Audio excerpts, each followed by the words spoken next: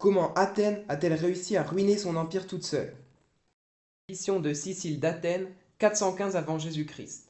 En 415 avant Jésus-Christ, Athènes est au sommet de sa puissance. La ville domine la mer Égée, possède une flotte gigantesque et ses dirigeants commencent à avoir un problème très classique dans l'histoire, ils se sentent invincibles. Et c'est là qu'arrive l'idée du siècle, enfin, selon eux. Athènes décide d'envoyer une immense expédition militaire en Sicile pour conquérir Syracuse, une cité pourtant située à plus de 800 km.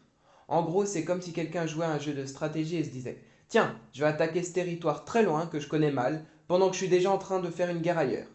Qu'est-ce qui pourrait mal se passer? Bah, absolument tout. Les Athéniens envoient des dizaines de milliers d'hommes et une énorme flotte. Au début, ils hésitent, changent de plan, remplacent des commandants.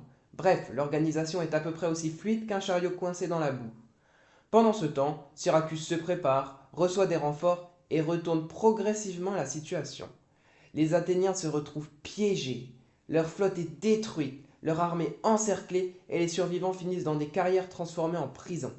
Résultat, Athènes perd une grande partie de son armée, de sa flotte et de son prestige en une seule campagne. Une catastrophe tellement énorme que, plus de 2400 ans plus tard, l'expédition de Sicile est encore étudiée comme l'exemple parfait de ce qu'il ne faut surtout pas faire quand on se croit trop fort.